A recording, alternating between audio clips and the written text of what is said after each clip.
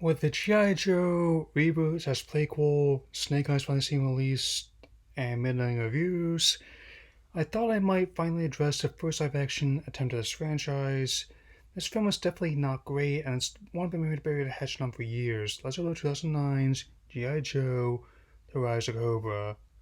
The film opens on France year 1641, which sees the Scottish James McCullen being caught by French selling arms to the Scots and the French. Even when he says his descendants will carry on his work, he's forced to wear a white hot iron mask for the rest of his life. Gruesome scene that cribs ripped from Vizslá's darker side, this alone tells me that accuracy isn't really being prioritized as much as entertainment. Unfortunately, we don't really get that either. We cut to the not too distant future, somewhere in time and space. I suppose you could have started the movie here.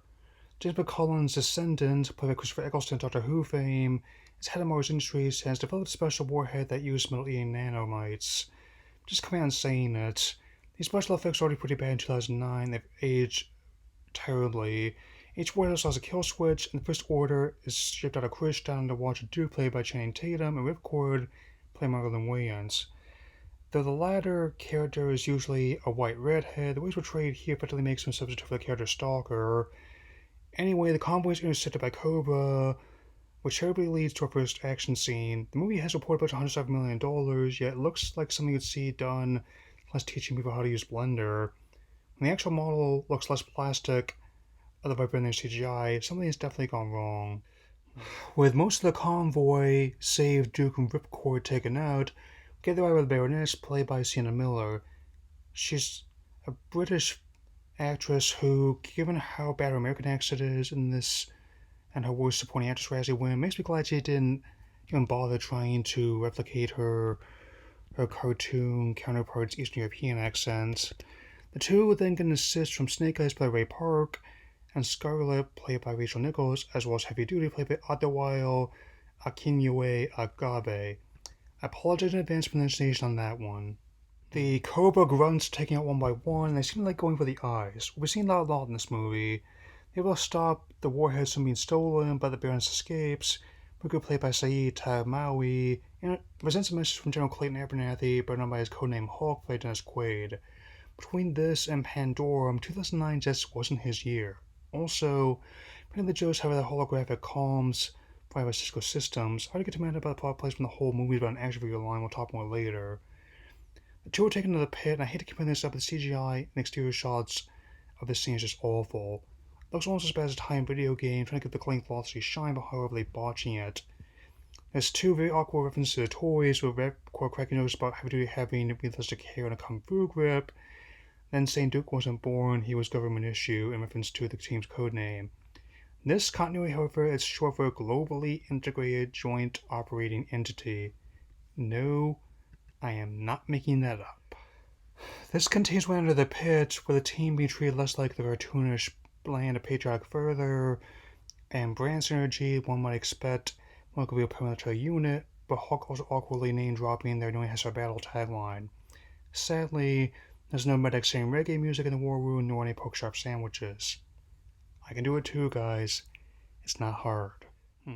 Anyway, Breaker deactivated the beacon and the warheads, and they contact McCullen via telepresence. I guess Cisco must really pay well for that ad space. Unbeknownst to them, the beacon is reactivated when the keys open to check their shipment. In a very short time, McCullen dispatches Baroness alongside Storm Shadow, played by Byung-Hun Lee, also while Zartan, played by Arnold Vosloo, and the Doctor, played by Joseph Gordon-Levitt. Lars an actor I really like, and even though he's Christopher Nolan regular, he at least understands the movie he's in and is having fun with the part more than most audiences, at least. Same nanites in the warheads also in the Neo Vapor Soldiers. Despite the attempts to Nolanize the story, it was assembling when the CG snake and Cobra-shaped injection ends are the least ridiculous parts of the scene. The long and short of the scene is that Cobra's oaths terrorization to rule the world. That summary came in the theme song that said more than all the exposition in the last scene. Duke reveals that he and Baroness used to date, and she was once Anna Lewis before becoming Anastasia de Cobre, the husband of Daniel de Cobre. His role as a particle illustrator is so blatant in this position that it feels like it's got sucker punched in the ribs.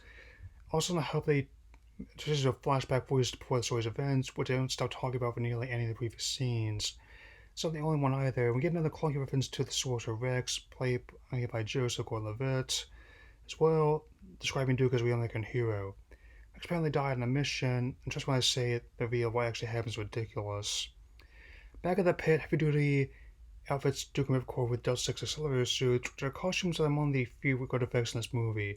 I mean it. Practical effects look great, which makes it rather disappointing when we actually see them in action. We get a training montage to bang it gone, get it gone. Between the overcooked CGI, Stephen Sommers at the helm, and a brief cameo from Brendan Fraser as Sergeant Stone, the movie plays less like a G.I. Joe movie, more like a mummy movie with G.I. Joe skin on it. Still does, and I also notice the scoreboard for shooting range with same power on noise my Game Boy used to. Duke and Ripcord are enlisted, and the latter already has a pretty credence dialogue with Scarlet, and that's because she usually dates Duke with Snake Eyes. Scarlet, despite having graduated at age 12, hey, detail and source material is actually subtle, dismisses Ripcord's advances by saying that emotions are not based in science, even though the brain governs emotions, meaning they clearly are. Heck, comparing bosoms to bags of sand and 40-year-old virgin was more accurate take than this. Anyway, the base infiltrated by the Baroness, Snake Eyes, and Zartan, the last of whom kills Carver Girl, by model turned actress Carolina Kokova. Supposedly disappointed she didn't take part in the action scenes, and I agree given how powerful her character was in the source. Even though the CGI looks like it came from my brother's Xbox 360, the mole pods, another practical special effect, both the accelerator suits were built by Sam Winston Studios, now Legacy Effects. The pit ravaged and Hawk incapacitated, Cobra steals back at warheads. Trust me, the short version of that action scene is fearing the worst of it. There's a flashback. Snake on Storm Shadow, one of several. Apparently, a sense is placing Metro that voice Storm Shadow in the cartoon, which is a really nice cameo. I also like the brief welcome fight with their child selves, played by Leah Hardenbrad and Suhu, respectively. McCollum recounts ancestors whose plight and plans to target his reclaimed warheads, but I'm going to why he could have cut that prologue in France. Also, source named Destro shall destroy our nations. Pretty silly, but Eccleston's at least Scottish, so fair enough. He undergoes experiments with his nanites. This is at least in keeping with Master Sky's element from the source material, but the payoff is honestly ridiculous. Ripcord gets the idea to trace the beacon, but is able to track them, bringing us back to Paris. Just head out to stop Cobra, and apparently both Duke and Brigga had an affection with Double Bubble and another soul knowledge source. No flashback to things in East Africa before they land, where Rex supposedly died in an airstrike. There's plenty of movies that can effectively trigger flashbacks throughout the story. This is not one of those movies. The Baroness and Storm Shadow force their way into her husband's lab to weaponize the warheads, leading to one of the film's most more infamous sequences. The CGI in this chase with the accelerator suits has a very poor sense of speed. Scarlet following a motorcycle is all rubbery and unnatural with her movements. Storm Shadow launched the warheads, resulting green mist from the nanites as compared to some of the green slime from Ghostbusters. Here's the real kicker, though. This one came with the same cinemas from the same studio as Star Trek and Transformers: Revenge of the Fallen, and even though this one of the shots in this scene took 4 years to render, it still looks like a bad PS3 game cutscene. Duke is captured by Cobra, the other Joes are in turn arrested and forbidden to return to France. Hawk has also recovered enough to tell them they've been recalled by the Spirit of Head's estate. We're just over halfway through this thing. Naturally, the General provides a loophole that allows George to coordinate a rescue and Cobra's underwater base. The joke where Breaker can't tell the needle in a haystack from the canary in a coal mine phrase doesn't make much sense when he's their code-breaker. Maybe he didn't hear this phrase much in Morocco, but still. There's also a brief scene that details the murder of Snake Eyes' Storm Shadow Sensei, which, all the movie's faults, actually more compelling than what I'm hearing by the prequel/reboot. Fight choreography in the scene is kind of decent, it's even less dumb than the CGI mechanical fish. That's bordering on Asylum levels of stupid. Now comes a reveal that was obvious to anyone whose brain cell count is not equal to their shoe size. Rex survived the attack 4 years ago and was experimented on by Dr. Mindbender, played by Sommer's regular Kevin J. O'Connor. He also experimented on his own sister turning her into the Baroness. I thought that was a massively stupid twist in 2009, it's only gotten worse with age. It's the only breaking punch this really so much as shattering it, and this is the movie with ninjas and nanite warheads. On top of rescuing Duke, Joe must also stop the remaining warheads are being bombed over Moscow, Beijing, and Washington. The president, played by Jonathan Pryce, another character from the Mummy series, is led to a secret bunker, and we'll get to that in a bit. He does destroy the warhead for Beijing. The guess is as to where Hasbro's a factory and who don't count. Record takes a Cobra Knight Raven to stop the other two warheads. Finally features some of the worst CGI in the movie that's full of terrible effects. Most infamously, when the base is destroyed, we get sinking ice. Some of that wreckage is mixed in with it, but knowing the ice floats on liquid is science you'll learn on PBS. Drew breaks out his bones with Anna's help, and McCullen is burned in the face when Drew uses Scar Cobra blaster on a blowtorch. Then we get what's the only action scene I enjoy completely in this movie, Storm Shadow and Snake Eyes duel in the reactor core. Deckard first played Darth Maul, Ray Park is still skilled with a blade. This time, Park wins a duel and Storm Shadow seemingly dies. Until the sequel, that is. Long story short, Ripcord destroys his last warheads, Duke and Anna reconcile, McCullen and Doctor become Destro and Cobra Commander respectively, closing Zartan, taking over as president, which is the same tune he's been whistling in every disguise he's worn. It's dawned on me finally viewing this movie. The problem isn't that it's just a movie about an action figure, but it is a bad, nonsensical, and dull one at that.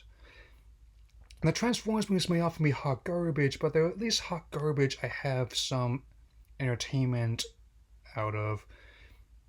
This movie, however, despite opening at number 1, only amounts to $150 million domestically and $302 million worldwide, and that's $107 million budget.